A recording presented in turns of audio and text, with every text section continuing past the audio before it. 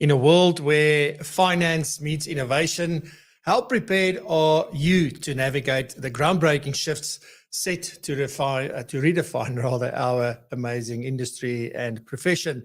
Well, today we unravel 6 trends that as of 2023 and as we go into 2024 and beyond, that every single financial planner, advisor, FSP owner needs to know about. So let's dive into today's episode.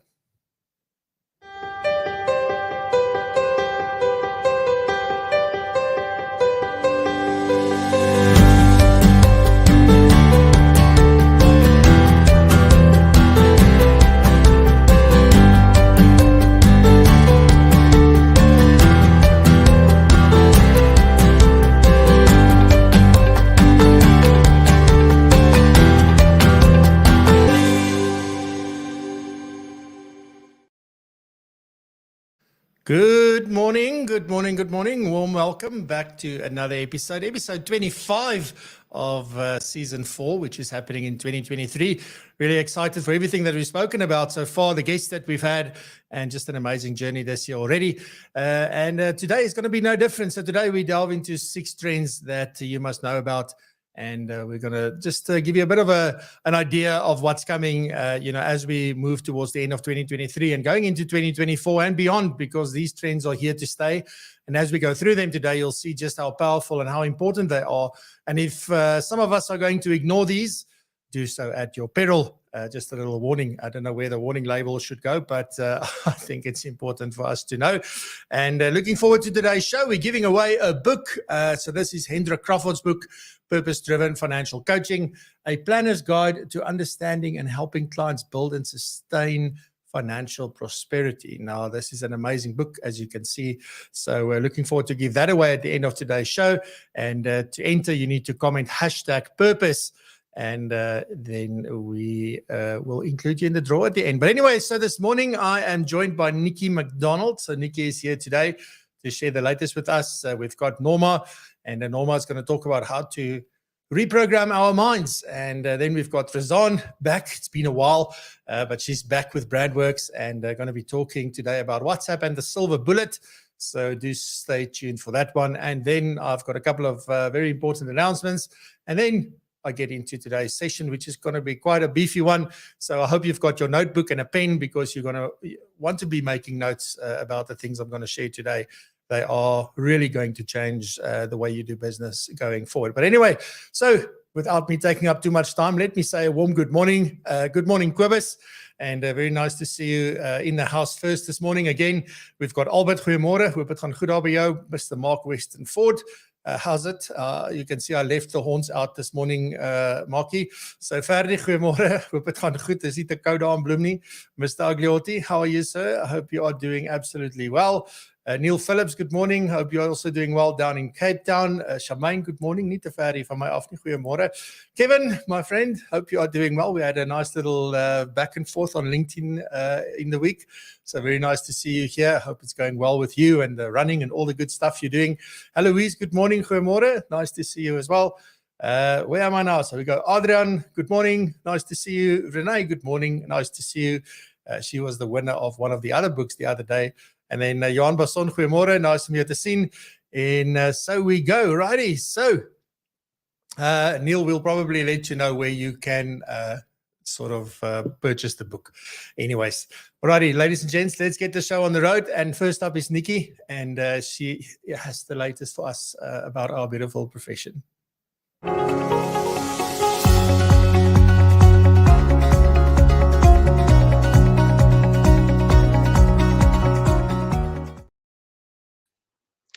Good morning, everybody, and good morning, Francois. In this Women's Day Friday, so let's get straight into the news updates. So, an update from National Treasury. Cabinet has approved the appointment of Duncan Pieterse as the new Director General of the National Treasury. This was announced yesterday. His most recent role was Head of Asset and Liability Management at the National Treasury, after previously serving as its Head of Economic Policy. He also played an instrumental role in a government plan announced in Feb to take on more than half of struggling state power company Eskom's debt over the next 3 years. Let's hope that under his leadership, the National Treasury keeps doing the good work that they have been. And then another update is that the CMS, the Council for Medical Schemes, has told medical schemes in South Africa to keep contribution increases for 2024 at 5% or less. Now, these recommendations align with the Consumer Price Index projections by the SA Reserve Bank Monetary Policy Committee for 2024. And they stress that only contribution increases that have been approved by the registrar may be implemented by medical schemes. So they are serious about enforcing this. The reason for this, in the circular that they gave to everybody, they said it is evident that most household budgets will remain constrained for the foreseeable future, leaving most consumers in a precarious financial position because of current adverse macroeconomic conditions. To protect medical scheme members from further financial distress, schemes are advised to limit their cost assumptions for tariff increases to 5%, plus reasonable utilization estimates for the 2024 benefit year, whatever that might mean. So contributions that they apply for that is higher than CPI will be evaluated and approved on the strength of the motivation submitted. So let's see how this plays out. We normally get the updates from September onwards from the medical schemes to see what's going to happen in the next year. So let's see if they can actually keep it under 5%. And then in line with the fact that we had Women's Day on Wednesday, I found an interesting article that showed that women make better investors than their male counterparts. An analysis of 5 million Fidelity accounts over 10 years showed that US women's returns were not a lot, but 0.4% higher than men's. According to a Berkeley study, another one, this difference is even higher, which showed women's returns were nearly 1% higher. Now, this doesn't sound like much, but if this pattern continues for 30 years and it's around a 1% per year excess excess return on your investment that you will get, the average woman would have a portfolio with 25% more than the average man. Now, obviously, this is generalized, but they say that there are some key characteristics that women tend to possess that may account for their outperformance in the market. And this is where it gets really interesting. Women are more risk conscious. So a survey by BlackRock found that 72% of women reject riskier equities, bonds, or real estate, as opposed to 59% of men. They have a slower, measured, and less gambler-esque approach to investing that generally results in higher returns over the long term. They also tend to leave their investments alone. High trading levels tend to diminish returns, but women change their portfolios less often than men. And this obviously then will lead to better returns. And then women are better at letting go when they should and doesn't quite suffer as much from loss aversion bias as men do. So men are more loss averse, and this means that they are more likely to hold on to their losers, hoping for a turnaround in fortune than women are. Another thing, and this I think we can see from research that has also been done in South Africa, is that women are less sure of themselves regarding financial decision. And that means that they are more likely to listen to an advisor and not make any quick decisions. And the last reason is there is some evidence that women are less likely to hop onto investing in fads or trends. So as an example, Gallup Analytics found that in 2021, 11% of US male investors own Bitcoin, as opposed to 3% of female investments. Also, if you look at other fads, things like Ponzi schemes and other things that promise these enormous returns, women are less likely to be invested in that. because they are less likely to exhibit FOMO, fear of missing out, when making investment decisions. So something to keep in mind. And then just once again, it has been Women's Day. So just to share some interesting facts about women with you that you can use this weekend around the braai. Women blink 19 times per minute compared to 11 for men. I'm pretty sure you did not know that. Neither did I until yesterday afternoon. Women spend nearly 1 year of their lives deciding what to wear, and I suspect that might be a little bit more. And then the best one, women speak about 20,000 words a day. That is 13,000 more than the average man. And on that note, Francois, back to you.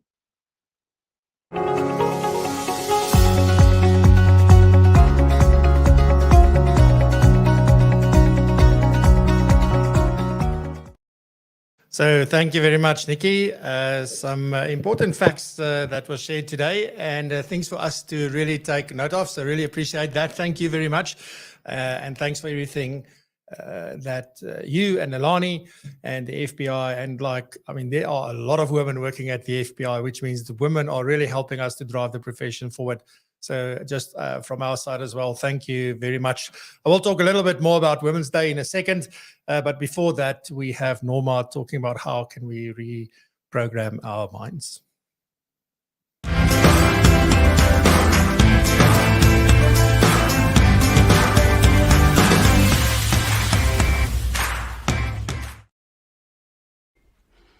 Good morning, and I'm always so glad to start off my Friday this way. Have you ever been in a situation where you're frustrated about a certain area of life, where you think to yourself, this is it, something needs to change, and you think of a way forward, and you think about certain actions that you can take to actually get a different result? So we start then taking those actions, and we start on a Monday, and by the Friday, we already have reverted back to our old habits and our old ways of doing. Now, my title for today is How to Reprogram Our Mind. Now, this is so important because we need to become aware of our belief system and also the current way of thinking that is either going to be driving us forward and bringing us closer to our goals, or that's going to keep us back. Now, before I even get to giving you those steps, how to reprogram our mind, I want to tell you about how important our subconscious mind is and the role that it plays for us setting goals, but also moving closer to those goals. Now, the subconscious mind is where we make decisions from without actively thinking about it. So if you think about the first time that you learned to drive a car, we were very conscious and very focused on every single movement and the thing we had to do next. But now, decades later, we have driven a car so many times that it is automatic and we don't even think about it. We even listen to music or have a conversation while we are driving. Now, the subconscious mind also processes information. So information comes in, we process it, and then it determines what happens next. But it also stores our beliefs and our values.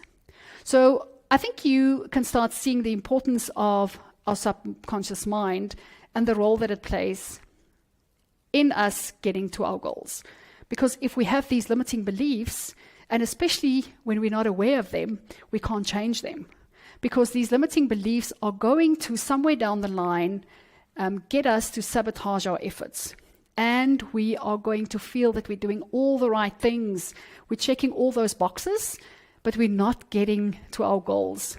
And then, it's so easy to see that these limiting beliefs are really there playing in the background.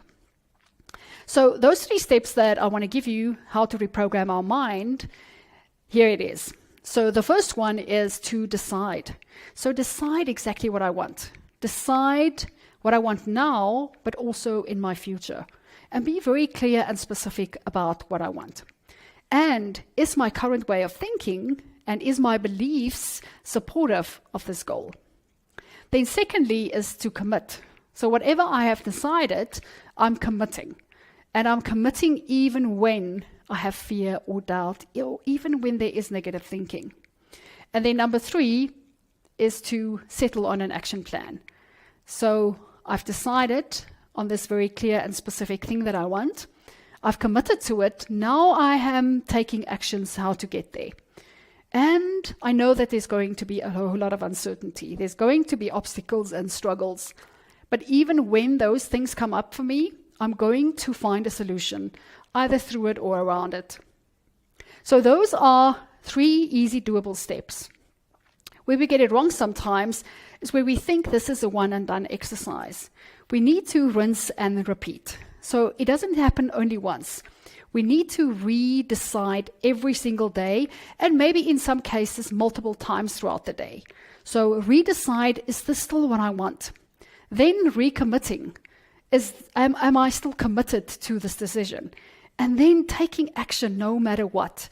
No matter if I feel like it, or if there is negative thinking, or if I'm in doubt, or if I am not sure if what I'm doing is working. Always go to redeciding, recommitting, and then keep on taking those actions until I get to the desired outcome. So this is what I have for you today. I'm sure that you can see how important it is that we have a programming system, which is really our beliefs, and then we have a current way of thinking that is moving us closer to where we want to be. Because if our subconscious mind is believing one thing, and we've set these amazing goals for ourselves, we're never going to get to those goals. We need to make sure that what we're believing and the goals that we set for ourselves and the way that we think is all in line, that we're all moving in the same direction. So that's what I have for you today. Thank you for being here. I'll be back next week.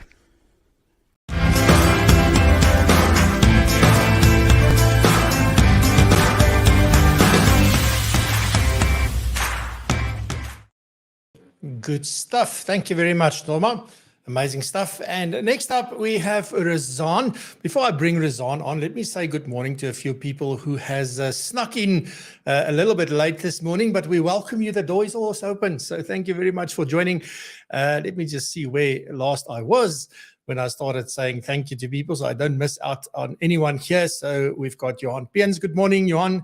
Nice to see you. We've got Mabatu. Good morning. Mary, good morning. Nice to see you as well. Mr. Ho, welcome.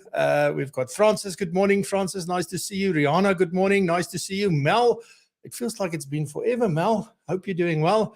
Arun, good morning. Nice to see you as well. And let me just scroll through. We've got Gloria as well. So good morning, Gloria. Thank you very much for joining us. Right. So with that, let's get into Brandworks this morning with Razan and Profile Me.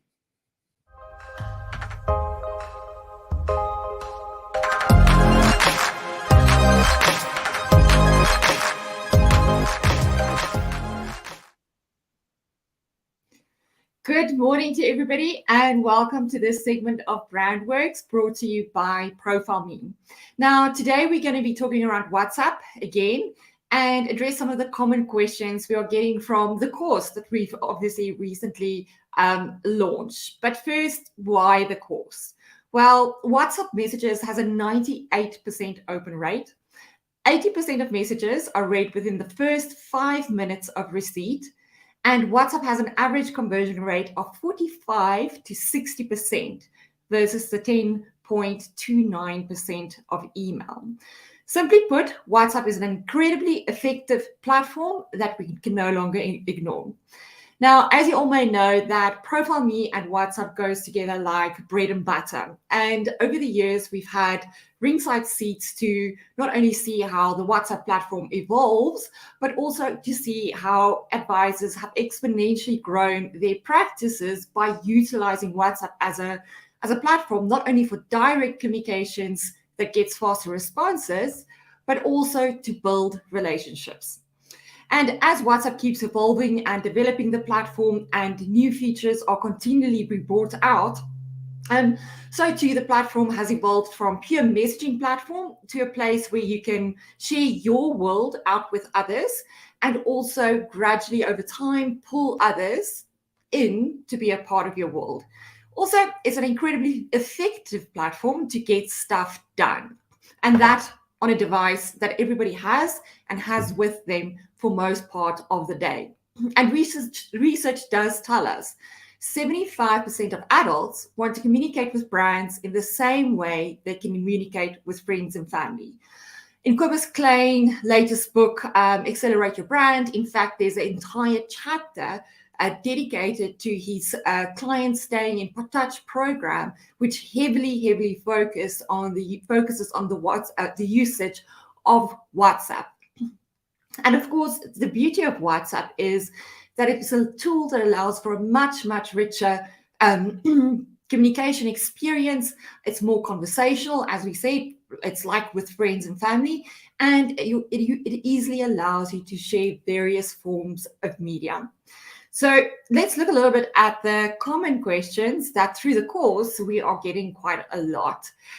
The first one is WhatsApp business account versus a WhatsApp personal account. Now, a WhatsApp personal account is your best bet if you're going to be utilizing WhatsApp broadcasting as a financial advisor and don't want to be in breach of WhatsApp's terms of use. Remember, their terms, they update continually as they bring out new features. Some of the terms that they might have had no longer serves their business model or business goals. So personal is best if you're looking at longevity and you're looking at not having to chop and change in the future. So I would recommend that. We know of many advisors that's been kicked off WhatsApp entirely from various product houses because they were using WhatsApp for business and they were in breach of the terms. So be very aware of that. Personal is right now the safest bet. WhatsApp business is great though. It has a lot of other features that it allows for a really great tool in servicing your clients better, but I would definitely recommend use it as a business brand platform and not as a personal brand platform. WhatsApp for business that is, and use it as a place to service your clients and not market to them. Then the next one we get is broadcasting versus groups. Now, Francois and I highly or less highly these days disagree on this one. I say I'm a people, not a group. If you're giving personal advice to people, you should be giving them personal messages and not dropping your thoughts and gems of wisdom in a group. And broadcasting also is more personal. If you broadcast out via WhatsApp, I get the message as if it's directly from you and I can respond directly to you too. We also see that the response rate on WhatsApp broadcasting is a lot higher than if dropping the same message, for instance, in a group. However, there are not a lot of new features coming out on the broadcasting side of things. In fact, they've taken some away, like being able to send out broadcasting via desktop, which is sad. So definitely have a strategy for both. I think broadcasting as a financial advisor and through the course, we always ask, what do you utilize? Broadcasting is the favorite, and I do still think it's the best mechanism. But do have a backup plan in place. Always think about it. If this feature was taken away, what is my backup plan on that? And also, WhatsApp is putting a lot of emphasis around communities. Now, a community is basically a big group for lots of related groups, and they are developing a lot of features there. So if they're spending the cash on that side, I would definitely have a strategy for both. Now, is WhatsApp a silver bullet? Well, in my opinion, yes. If used correctly, yes, without a doubt. And WhatsApp status for me is the big one. And it's by far the best golden opportunity right now in the moment in the market that allows others to peek into your world in a way that's non-invasive and over a gradual period of time in order to build a relationship. Whether with status you are sharing your values, expertise, announcements, motivational quotes, even things like humor. I've seen humor utilized in such a great way. It's a really ideal place for you to hone in on attracting your ideal clients where values align. But even over and above that, and this is where WhatsApp status for me is a really good one to make part of your daily daily routine that you go and look at.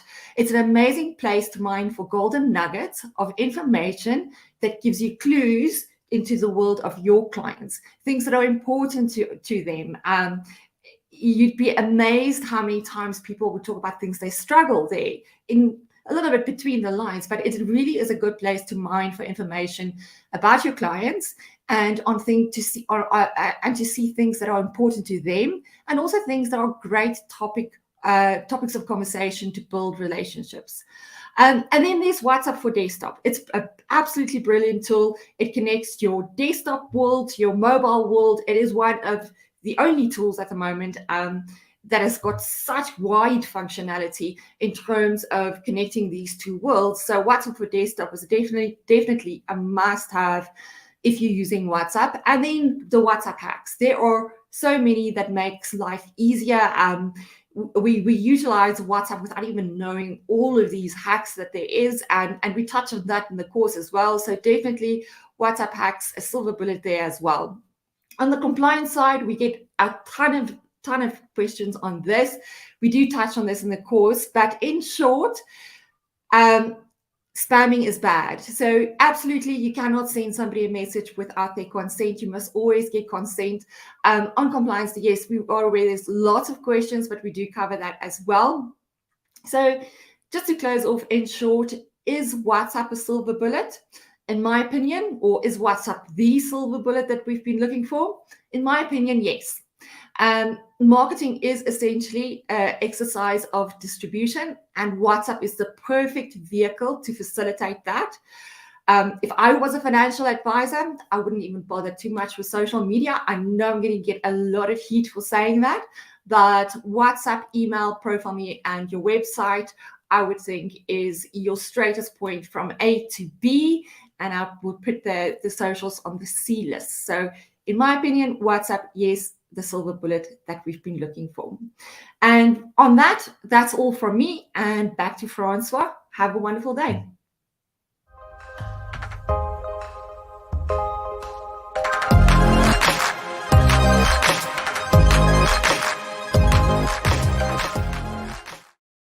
Thank you very much, Razan. And the best thing about WhatsApp, no ads. Shh, don't tell them, but no ads. It's fantastic. That's why I also believe, the socials go a little bit down on the list when you do use WhatsApp the right way.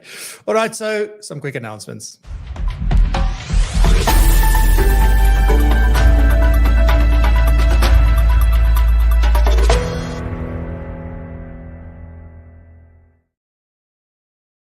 Righty, so first things first, the book, if you want to win the book by the end of today's session, I see there's quite a few people who has already entered hashtag purpose in the chat. So please do that.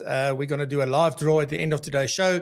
You can win Hendrik Crawford, or Croffies, as he's very fondly known, his book on purpose-driven financial coaching. We've got 3 of these, so we're going to give 3 away over the next 3 weeks. So 1 every week for the next 3 weeks. So thank you very much, Hendrik, for doing that. And not only that, look at this. Where are we? It's signed, like signed copies. Absolutely amazing. So anyway, hashtag purpose if you want to be entered into the draw. Alrighty, so first off, I think I need to start and talk about Women's Day, which was obviously on Wednesday. And, when things like these come around, I tend to sort of reflect a little bit on what we do, how we do it, who we involve, etc. And I'm sure we can always do more around this. But it is quite I would say, I don't know what the word is. But anyway, these are the faces of all the women that's been on PROpulsion Live, and I'm sure I'm missing a couple maybe. But these are the women that we've had on the show or that has presented or spoken at our events. And these do not even include the 45 women that we've put through the, not through hell, luckily, but we put them through the International Speaker Influencer Program. And they went on to speak at the Global Financial Planning Conference over the last 3 years. So, it doesn't include that. It doesn't include all the other things. And one of the things I've been saying for quite a long time, since 2020, in fact, was the first time I started saying this, was that the future of financial planning is women. And the reason why I always say that is because I believe that women are just naturally built to do this. They've got more empathy than most men. They understand better. They listen better, and I guess there's just an innate sort of DNA inside of them to be absolutely amazing at this. And with that, what I'm saying is definitely not that they will be replacing us men soon, but they will definitely be working in the profession and making the profession a lot better than what it is currently. And I say that from the bottom of my heart. So well done. Yeah. And let's hope to get more women on the show as we move along. Alrighty, then next up, just to sort of quickly talk about Ascend, obviously. So the Propulsion Summit taking place. We're now like less than 2 weeks ago, away from this. The 22nd of August is when this takes place. If you haven't got your ticket yet, please go. Stop waiting. Just go get your ticket. It's 595 Rand. We've got an amazing lineup. And in fact, this entire summit takes a deep dive in what I'm going to be talking about today. So today is about the 6 trends that is going to be impacting you and your business going forward, and in a big way. So, but today I don't have the time to take a deep dive. We're taking an entire day to take a deep dive with experts from everywhere, from around the globe. So we've got amazing speakers. On that, our closing keynote speaker is going to be Daniel Priestley. He's going to be talking about becoming a key person of influence and revolutionizing your business. So we're going to take a deep dive into that, and really looking forward to that. Then we've got Georgina who's going to be talking about hyper-personalisation that I'm going to be talking about as well in a second. We've got Chris Budd, the founder of the Institute for Financial Wellbeing and the author of 2 books on financial wellbeing as well. And he's going to be talking about why your advice is making your clients unhappy. He's a great guy. Had the privilege of meeting him in person when I was down in the UK or up in the UK. I'm not sure from where we are, but so looking forward to that. Then we've got some panel discussions. The one is, how much is my business really worth? So we're really getting into that, and what are the levers to pull, and how do you really make sure that you build a business of value. Then we also have another one on CRM. Right, so you'll see CRM or CR and a bit of vloekwoord is there, so some curse words. So how is it for you? We take a deep dive into that, and after today you'll sort of get a sense of what we're going to be talking about. Then also you've got to choose your own adventure. So you can choose between 2 sessions. The one will be giving advice abroad. So that one, we've got amazing panelists. We're going to have a discussion on that. And then there's also one on practice management, on why is my business not growing and how to fix it. So really looking forward to those. So those are both panel discussions. So really looking forward to that. So an absolutely amazing agenda. So the link is down below. If you haven't got it, we've been sending WhatsApps and emails. If you haven't got it, let me know, and I will make sure that you get the link. But it's on our website, propulsion.co.za, and you can find out everything you need to know. Book your tickets, see the agenda, whatever is still holding you back. There's going to be CPD. Yes, there's going to be recordings available if you can't make it on the day for 2 weeks. It's going to be available for 2 weeks. All of those questions and the answers to those questions are on the website. Please go and check it out, and do join us for this amazing event. So looking forward to having you there. Then just a quick last one. I don't typically like doing this, but when there's a big opportunity, and this is a big event, so LeaderX is taking place from the 12th to the 14th at Sandton Convention Center. And on the 14th, I'll be speaking there in the afternoon at the FBI, My Money 123 area. And I'm going to be talking about, is technology making financial professionals obsolete? Now, last year I said that LeaderX is actually a fantastic idea to take your clients to for 3 days. If you register through the FBI, you register through some other places, you don't pay to go. And you need a specific code, so just go look out for that. Otherwise, it's like 200 and something bucks, I think. And you go to this event, and it's the most amazing 3 days. Each day has got a different theme, and you can really spend amazing quality time with clients, and you can take different clients on different days. But make use. This is one of those big things where you can add a lot of value to your clients without it costing you an arm and a leg. So that's very important from that point. Then if you love what we do, please like this video, and trust me, you're going to want to like this particular episode. So please do that. Please share with others, and do click that subscribe button if you haven't subscribed yet. Less than half the people watching our content is subscribers or are subscribers. So we would really love for you to click that subscribe button. It does help us quite a bit. And on that note, thank you very much for watching. I'm ready to get into today's main topic. So let's do it.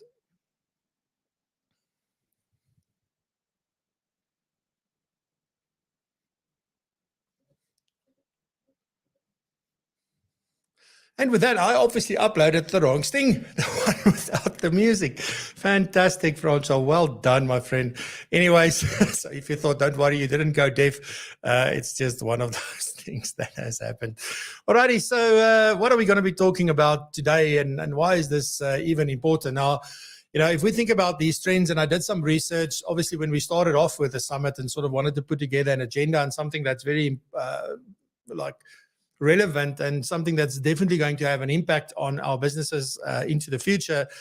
I spent a lot of time reading up on things and sort of looking at where are things going, what are the most prominent themes that everybody's talking about or that people are struggling with. And because the summit is meant to be focusing on the profession and really building a fantastic business, we sort of thought these 6 trends are the ones to look at. And our industry is really evolving, right? And I say industry, and you'll hear me always talk interchangeably between industry and profession, but there is definitely a big shift that's happening in the industry, more towards the profession, but we still have a long way to go. So there's people like me and Kobus and others who love talking about the profession. I love saying the profession because you speak life into stuff, right? And for me, that's what I do. But sometimes you still go to industry because most people are still in an industry. But it is evolving quite dramatically. And if you think about what's just happened over the last 10 years, or never mind even the last 3-4 years with everything that we've been through, but I mean, 10 years ago, there weren't much being said about robo-advisors probably, or they were just being something that was just coming up and they were going to replace us back then already.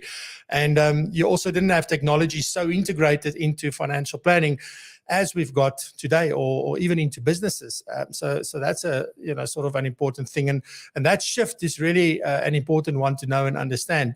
You can't sit there anymore and go, technology is not a thing, or I'm BC, before computers, and all that crappy stuff that I hear so often. And I know people say it jokingly, but sometimes we joke with ourselves and it sits in the back of our mind and we just keep putting it off. And when we do get technology, we only use it to a certain extent, because I don't have the time to learn it to its fullest extent. But anyway, I'm digressing. It's definitely not going to go away from that point. But, I think what's happened, because what technology does is it takes the things that we as humans are very bad at or very inefficient at, and it makes it extremely efficient. So think about things like number crunching, for example. Technology is taking that over, right? We've had planning tools for a long time now, and now there's just more and more that we can do with all this data as well. But we don't need to do the number crunching anymore, right? So there's definitely this evolvement from doing the number crunching and that being our value to a more complex sort of process. I think that we start thinking about human psychology and technology and data analysis and all of these things coming together. This little picture that I did way back in 2016, 17. I drew this little picture about what we do when we do software training, for example. And we're bringing 3 worlds together. There's your financial planner knowledge, there's the system, and then there's the engagement. So those 3 things need to work together. And that's really what this, I think, is talking to. The only difference is back then it was an intuition from my side. Now it's a thing. So very important. And then, we're really looking at how do we evolve from how we used to do things to how we do things now, and using technology to really help us achieve a lot from that point. So why is this relevant today and going forward? Because if you and I, as a financial planner, financial advisor, or you own an FSP, or you're a franchise principal, or any of those kind of people, we need to be proactive and we need to be able to adapt to these changes, right? It happens freaking fast. I know that you will agree with me. It feels like, can I just stop for a second and let me just sort of regroup a little bit? But it's coming at us fast and fierce. The information overload, all that stuff is really something that's happening. And clients are now expecting a much more personalized experience. Why? Because they are experiencing this from other places in their life. So not necessarily from financial services, but from totally different areas, like the way they might interact with a Virgin Active, for example, or maybe a way that they now order from their supermarket, whatever it may be, those recommendations, they get all of those things. They are looking for a more personalized experience and something tailored to things that really, really interest them and the unique life journey that they are on. And then we don't even talk about what about if people are sitting all over the world. The other day I heard someone say every single child of theirs are in a different country. So they are still here. Children are all over the world. Other family members are outside of South Africa, all over the world. So cross-border financial planning is definitely something that's really, really happening because of globalization. And I'm going to look at these. These are some of the trends and 6 of the trends. So I want to get into those because it is quite a discussion to have. So trend number 1, the rise of the psychology of financial planning. I've got a little bit of a view on this. I like how I put this, given my view, the rise of the psychology of financial planning. Isn't this what we used to call soft skills back in the day? I do believe it's at a greater depth now because we've got all the coaching stuff that has been developed. We've got a deeper understanding. We understand the interplay with money and all of those kind of things. So definitely soft skills on steroids. But that's really what it is. It is connecting with people, right? And that's what it's really about. So when we start talking about this, if we think about money, money is sort of usually a logical thing, but people are very seldom logic when they make decisions around their money. They become very, very emotional, and we know that. And why is that? It's because we've got these different emotions and we're emotional beings, but also we have certain experiences and certain beliefs and things that have held us back. And if we don't understand that about the client that's sitting in front of us, we really just going to go like, oh, you should be investing here, and this is what you should be doing. And then we don't understand when clients don't want to do that, but it's because they have different experiences and different beliefs and things that we have not uncovered. So getting into that, and this doesn't mean becoming a psychologist at all, but it is very important that we sort of think about that. And if you think about there's different things. And if you sort of look at Hendrik's book and you listen to all sorts of other people, it's very interesting that, people will hold on to something that is not performing just simply because they have some form of a sentimental value with that. Or they might not invest into something because they had an experience of loss somewhere, or they know somebody that very close to them that has had a significant loss. So, while the numbers and the markets and all those things are very important in what we do, the technical side of financial planning, I think what's becoming evident is that it's actually more important to understand the person that is sitting in front of you and the person that we are really, really planning for.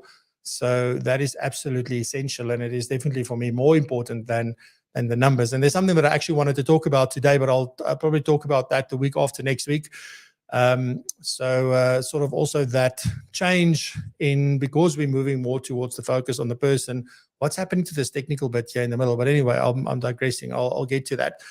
Just to maybe illustrate a few ideas around this and why psychology of financial planning, or just at least taking the time to understand and have a proper conversation with someone is so important, is because let's just say, somebody might be just keeping a significant sum of money, just in a regular savings account. And the reason why they do that is not because I'm just putting away because I don't know what to do with it.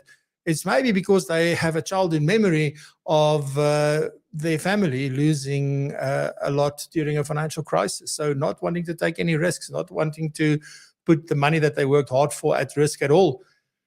But we might be thinking, how can you leave it in your savings account? Are you mad? That's sort of the natural thing because we know better, right? And we also need to understand that there's a massive gap in knowledge, but also then there's this experience and understanding of the experience and the framework that we also need to consider. What about somebody who avoids investing? So we always talk to clients like, oh, you should diversify internationally because South Africa is so small, et cetera, et cetera. Simply because their father maybe lost a lot of money overseas and things like that. So again, there's experiences that maybe you have yourself, and then there might be experiences that you witnessed from others, and that informs our decisions. But unless we know that and uncover that, we're not really going to understand that. Now, there are obviously significant opportunities as well. And it is sort of, if we need to start thinking about, that maybe our clients' stories are not, they're not unusual, but maybe they are reflective of broader narratives and things that more clients are experiencing. But because we tend to focus on product and returns and all those things, because that's the only thing we've ever known, then we really not connecting really with people. We might have a good relationship, and then sometimes the clients leave and we don't know why, but maybe these are one of those things. But understanding that this isn't unusual. This might be the narrative for most people, is definitely a big aha moment, and sort of the way we approach it, it becomes very, very different. So we've got to incorporate some of these, I don't like the word psychology or psychological sort of principles, but I guess that's what they are, right? It's sort of understanding the human being and incorporating some of those principles into our conversations and our planning strategies. So this is all very, very important. I've got a long list of sort of opportunities and things which I won't have time to go through. So then we have the next trend, which is hyper-personalization. Hyper-personalization, what is that? Well, this is sort of the era of mass customization, is sort of what I would say. And this is the thing, like I spoke about this quite a long time ago, to say like we should stop thinking that, everybody is so unique. They can actually customize and make it seem very personal and very unique, but on a big scale. So we can do it in bulk. But very important that we sort of consider this. And what is it that I'm talking about when I say hyper-personalization? For me, maybe to summarize it in a very, very simple way is to say, well, hyper-personalization is meeting the client where they're at, when they're ready, and understanding the context around what's happening at that point in time. And the way we do that is actually through data. And I'll talk about CRM in a second, and you'll see just how much data we're actually sitting with. But, it was in the past, it was very much, let's look at your risk, let's look at your investments, let's look at retirement and maybe health, etc. That was sort of the broad approach here. But, it was the same thing for everybody and all of that. We weren't communicating to clients. So when we say hyper-personalization, it's not sort of hyper-personalizing the product. It's more our communications. And when we communicate and how we communicate, that needs to be hyper-personalized. But it is important, right? So back in the day, we didn't have as many options for products and for strategies, etc. Today, there's like a myriad of things that we can really do. So how do I know what is sort of pertinent at a very particular point in time? But it is very important, right? So think about how can you sort of hyper-personalize, and clients are actually expecting this. And again, because it happens from other places. Now, one of the best examples probably of people that do this, I don't know, I haven't received anything from them in a very long time because I haven't shopped there in a very long time. But there's a business that has always required you to swipe your card. You can't shop without swiping your card. And that was Macro. And I always thought to myself, like, Macro, you know exactly what I buy, when I buy it, you can see the trends and the things, but they sit with this. I don't even know how much data they sit with, but they never use it. But imagine all of that with about your client. Every time they do something, you gather more and more and more data, and then you're able to, based on that, make something that is really, really, for them. And it seems like, how did you know that? That's the moment. Then like you're getting this right. Obviously, tech has got a very big role to play in hyper-personalization. This isn't something we can do as humans. We've got to use that.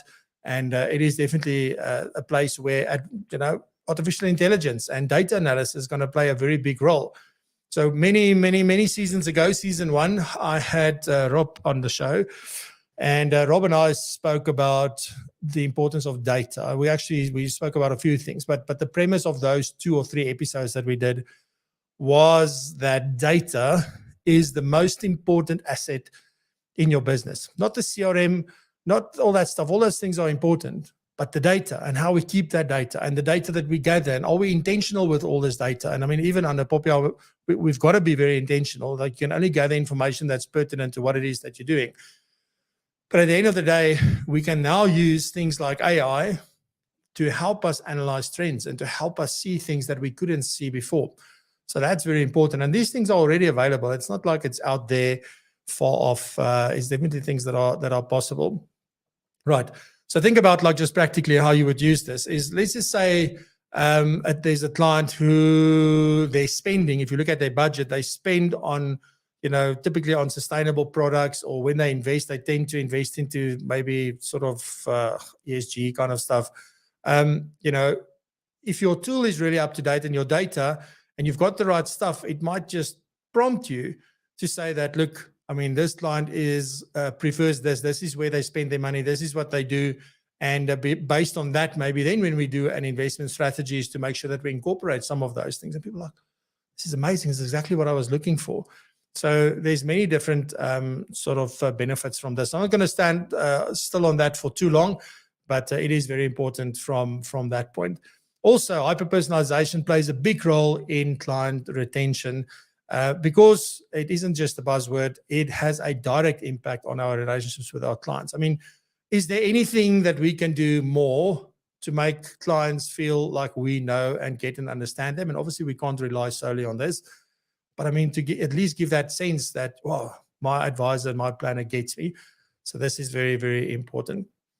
Then the next trend, very important, and this is something I've spoken about also quite a lot recently, but CRM, right? And going beyond just the software, because I think for a very, very long time, CRM, what was that? It was a digital Rolodex. Can you still remember Rolodexes? It was a place for us to keep our contacts and our prospects details and how to contact them. And that is what it is. And I've been recently talking a lot about the dirty old yellow file from back in the day when we still had all those cabinets. And, in there, in the inside, the first page, stapled in them in most cases. Some people took Brit and they glued it on. But for most people, because they wanted to take it out and put it back in, it was stapled with all the personal information, the Rolodex stuff. But then the rest of the file, sometimes distance, sometimes the stick, sometimes people had like up to 3 files with all the information. But every single interaction with the client went into the file. Every single conversation went into the file. Every single instruction, every single new business case, every single servicing, all of it went in there. And we have these cabinets and cabinets and cabinets full of stuff. Yet now we have the cloud and all we have on there are clients' personal details and maybe the servicing that we do for them. But what about the conversations? What about all the interactions? What about their preferences? What about all these kinds of things that we learn about clients, meeting notes, all that kind of stuff is very important. So when you have a proper CRM, you're able to have a digital, clean file, not a dirty yellow one. So that's what CRM is really meant to do. But you need like a newer age kind of thing, something that is built for that and something that evolves into that, because that's also important. Sometimes people have built a CRM many years ago and it's still what it was. Also, often what I see is that it can do a lot of the stuff that I'm just spoken about, but we don't even know that, right? Because we don't take the time to play with the system, engage with a software provider and all of those things. But your CRM is a massive opportunity to run your business efficiently, identify trends, identify all sorts of things, automate a lot of things. So you've got to get into like work. Start seeing your CRM as an asset. It is an absolute big trend, because without that, you're going to battle to do hyper-personalization. You're going to battle to remember all the things that you've spoken to the client about. And if you're still making notes and things like that, that's great, by hand or whatever. But the problem is that it sits on a piece of paper. And unless I open that file and I look in the file, and I can only see that one client, I don't see my entire business together. And that's the power of this. So you got to start changing your thinking about this. And then obviously a big thing with CRMs, if they newer generation kind of stuff, is that the absolute integration is key, and it will integrate with different things, right? So data analysis tools, it can integrate with financial planning tools, and these are the things. So we got to start looking at these things and the role that they play, and how can they then work together, and what can we do? And yes, it might come at a premium, but the benefits you're going to get, Mark, I know you're going to go like, yeah, it's an investment, my friend. It's absolutely an investment, but it is a fact, right? But you've got to use it properly, and we've got to enforce everybody in our business or sort of compel them to do this and to use this properly. It's a non-negotiable. It's not like, oh, you use that and you can use that. Just be happy, just do business. That doesn't work that way. So if you really want to uncover the power of CRM, then that's sort of the approach that I would take. Right, the next one is a big one as well, is cross-border financial planning. It's something that's happening more and more and more. We're really living in an era where there's no more boundaries, right? So thank you, Internet. Thank you, COVID, all of that. And thank you for sort of being able to travel to places. So very important. Like, people are either living abroad and they have things all over the world, or they live in South Africa and have things all over the world. It's not so rare anymore. It's a common occurrence. So those things are very important. And how do we deal with them? And in the summit, we've got Igu van Zyl is one of the panelists. We've got Matthijs Breerslow as well. And we're going to be talking about cross-border financial planning. going to have a show in a few weeks' time where I think we're going to have a show, so waiting for the confirmation, where we might be getting more into this and sort of looking at global pensions and things like that as well. But be that as it may, it is an important aspect that, and we even have a lot of advisors who's moved overseas. I had a fantastic conversation the other day with Mark Stodow, and he's in Portugal at the moment. And, it's just an amazing conversation to be had and to see how he operates and how he works and sort of his approach to everything. But he's servicing clients in South Africa, but he and his family is sitting in another country. So you have all these weird and wonderful things happening. We see loads of people going to Mauritius, etc., but very powerful. And this is all over the world, right? It doesn't matter where you're situated. If your clients are not in the country where you are, an investment and tax may work in a certain way in your country, but as soon as it goes, that same investment goes somewhere else, maybe a totally different ballgame. So loads of things to think about that. We also have some regulatory challenges and tax challenges and all of sorts of stuff from that point as well. So then the fifth trend that I want to talk about is practice management. This thing is massive. So it's something that we've seen over the last few years. And I think particularly when COVID came about, we sort of realized that, I haven't built such a great business. So I do a great job as a financial advisor, financial planner. I work with my clients. I look after everything and I manage their financial portfolio. But the one thing I'm not really managing very well is my business. And whether you are building a practice inside of a franchise or inside of another FSP, etc., because all of them make you believe that you work for yourself. You don't. But whether you own your own business, at the end of the day, you are building a practice. And if you don't have that mindset and that focus of running that practice as a business, then it is definitely something that you should seriously consider looking at. So, you've got to take a holistic view on this and say, it's not just about the financial product and the client. It is actually about running a good business, having systems and processes in place, the right technology, having our value proposition down, having our marketing down, having our client engagement down and our client experience down, and having all the other checks and balances in place, like how do we manage our money and all of that kind of stuff. So very important to sort of think about practice management and how we go about that. So it's important that we make that mind shift from being a financial advisor and planner into I own a business. So I can't just wear the hat of the financial advisor or financial planner, financial coach, financial whatever, but also what about my business? How am I doing that? What am I learning about it? How am I going about that? So very, very important. And then on this particularly is continuous learning. Like you can't build a business, can't build a practice. I don't care if you've been in the business for 50 years. If you get to a point, somebody said to me yesterday, I can't remember the words now exactly, but when you green, you grow, and then when you ripe, you rot, So kind of thing, if you think about fruit, for example. So when they're green, they still sort of grow and it becomes like nice, and then the fruit ripens and then you leave it and it just rots. So you've got to make sure that you are continuously learning. I think that's such a powerful statement. Thank you, Ian Walton. But definitely something for us to consider. So how serious are you about your continuous learning? Are you doing your CPD just to get your CPD? And you've heard me say this a million times. So if you want to throw me with a mug, you're welcome.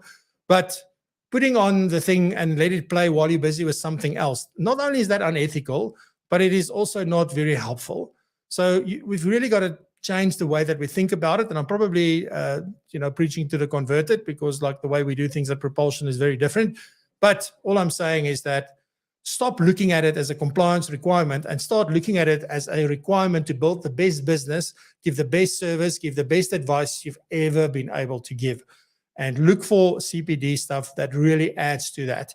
And not only CPD, it's not always about the points. Look at content that is going to really help you move to the next level continuously, because you can keep growing until you are at the end of your road. So very, very important. Then trend number 6 is succession planning. And I think there are a few challenges here, and we're going to delve into this at the summit as well. So succession planning. And I think the biggest thing here is that, one, it's inevitable that at some point your practice has to transition and move on to somebody else or continue. I think the biggest thing is finding the ideal successor. So if we start thinking about the ideal successor, it's really very hard for people to find these, because there are certain traits that we're looking for and nobody can do it the way I do it, right? So it's such a thing. And then also there's the letting go part, which is, we go back to psychology of financial planning, just psychology of being a person and a human, that is absolutely there. But if we want to look for these people, you're looking for people with a similar ethos as you, similar values, and a vision for the firm that you can buy into as well, because you want to bring them in and you want to get them involved before the time comes. Don't think it's a piece of paper that we sign and then we have a plan and then people can, it's fine, if I die, then my friend takes over, or this person takes over, or one of the big FSPs will then buy my book at that point. That's not fair to your clients. It's not the best way to go about it. So you really want to start thinking about succession as a more integrated thing into your current business, and how do you go about that? Right, so I guess the most important thing for me to say is that if you want to take a deep dive into these 6 trends, join us at the PROpulsion Summit. We've got amazing experts, speakers, and panelists. So come and listen to what we're going to be talking about and sharing on the day. And we look forward to seeing you there. The links are down below if you want to join us. And don't put it off. Just go get your ticket. We really appreciate seeing you there. All right.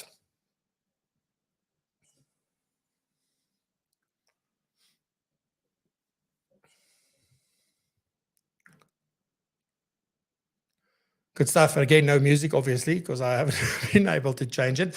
But let me share my screen and let's do the giveaway this morning. And looking forward to see who's going to be winning today's one. So let me put it on screen. So we've got 26 entries, which is one of the most entries we've ever had. So thank you very much. So up for grabs is Hendrik Crawford's book. And let's do the draw. So let me just go there. Sorry. So let's do the draw and see who is it going to be today. And I'll also be announcing our guest next week. So who is it going to be? Let's see. Michelle Leipold. Michelle, there's your cheer. Thank you very much. It's amazing. Well done. Please do get in touch with me. I don't think I have your number, so I can't send you the details. But please just get in touch with me via WhatsApp or via LinkedIn or whatever is easiest for you. So please do that. Right, so my guest next week is going to be Nikki McDonald from the FBI. And we are talking next generation certification standards. How will it affect the new entrance to the CFP designation? So it's a whole half an hour discussion around the new ways that they're going to assess and the impact of that. We're also dispelling certain myths and sort of stories that people go, oh, this is going to be so much easier. Well, we've got a surprise for you, dear sir and ma'am. So it's definitely not an easier process, but it is important to understand the difference between that and what is currently happening from a PCE perspective. What is it that's changing and what is going to be required? So if you know anyone doing their CFP or looking to do it, or they've done their qualification, but they haven't done their board exam yet, definitely an episode for them to come and watch. All right. So we'll be back next week, same time, same place. Have a fantastic weekend. Stay safe, be blessed and prosper, and raise the bar. Cheers. Bye-bye.